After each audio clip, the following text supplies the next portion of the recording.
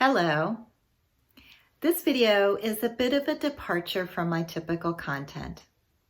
In this video, I want to weigh in on two techniques that are used to set weight loss goals and track weight loss progress. And those two methods are the BMI and BIA.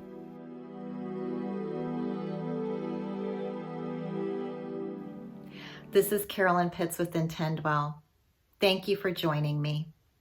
The first method that I want to talk about today is BMI, which is an acronym for Body Mass Index.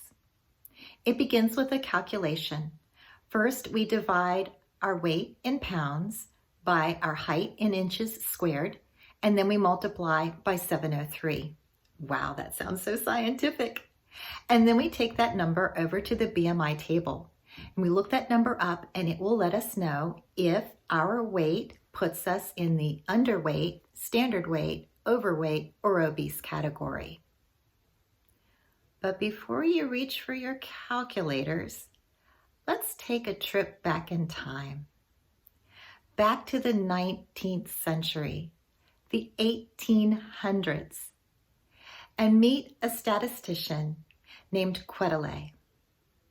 Quetelet was very interested in the relationship between height and weight. And being a statistician, he ran around and he measured a bunch of people, well, European men, and he plotted all of his data out. And he determined, probably from the middle of a bell curve or something very statistical, what the standard weight should be for a particular height.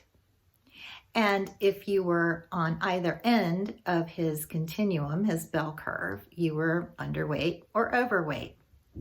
And Quetelet published his index in 1835. Okay, so let's leave Quetelet and let's come forward into the 20th century, particularly the middle of the 20th century into the late 20th century. That's when we start hearing a lot about the obesity epidemic. And the medical community is really turning a lot of attention towards body fat, particularly the percent of our body that is fat, and looking at potential correlations between body fat and disease, such as cardiovascular disease and heart attacks, strokes, diabetes. Well, doctors and researchers and insurance companies needed a way to assess a person's percent body fat. But when we step on a scale and we're weighing our entire body, there's a lot to it. There's the bones and the muscle, there's fluid, including blood, there's organs, and there's fat. There's fat that insulates us. There's fat that cushions our organs and our tush. There's even fat in our bones. So there's really no easy method to distinguish how much of our body is fat. But the researchers needed something. And so in 1972, a man named Ansel Keys resurrected Quetelet's index and rebranded it the Body Mass Index, or BMI. So here we are in the 21st century, and BMI is still in widespread use. Perhaps because it relies on measurements, height and weight, that are easy to collect. And it does make sense from the perspective that a person who is carrying a lot of subcutaneous fat on their body, according to the BMI calculation, would appear in the overweight or obese category of the table. But the BMI doesn't always make sense. It has its limitations. We could take someone who is a very lean and fit athlete with a lot of muscle on their body. Muscle is heavier than fat. So when you weigh that person, they could come out as particularly heavy in relation to their height. And so when you run the BMI calculation and look in the table, they're in the overweight or obese category, even though they are extremely fit. So while the BMI makes sense in some situations, it doesn't always work. And there's another limitation. When Quetelet went around and measured people for his original index, he was measuring European men. And we know now that just in general, the amount of body fat that we naturally carry on our bodies varies according to our age, our gender, and even our ethnicity. So now let's move on to the second method that I want to discuss, or BIA, which stands for Bioelectrical Impedance. BIA devices have been around for a while, but they've become more affordable, and so we see them in wider use these days. The way that these devices work is they send an electrical impulse through your body and measure the resistance.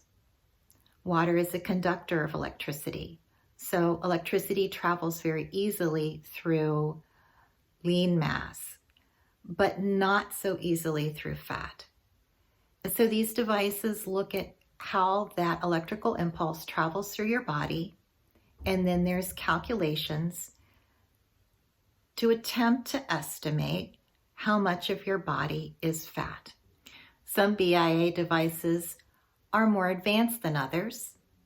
They take into account the ratio of your limb length to your torso length, or they may use multiple frequencies and then combine those in the calculation. There are several factors that can influence the readings from a BIA device. The temperature of the room, where the electrodes are placed, when you last exercised, when you last ate, what you ate, how well hydrated you are, and for women, the phase of the menstrual cycle. Women have more fluid in their bodies right before and during menstruation. So to use BIA measurements over a period of time as a way of tracking your progress towards your fitness goals, you would have to exactly replicate all of those factors every time you took a BIA measurement. Another factor that can influence the measurement with a BIA device is calibration. Anything that measures needs to be recalibrated periodically.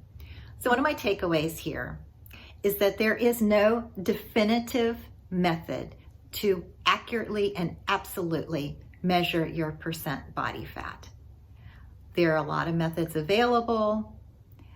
The more accurate methods are typically only available for research studies and laboratories because the method, the equipment is highly calibrated and expensive and sometimes requires a lot of training to use. So the lower tech methods that are more readily available to us are even less precise. And even the really precise ones, they're doing studies where they take a person and they measure their percent body fat by some of those different techniques, and they get different answers every time.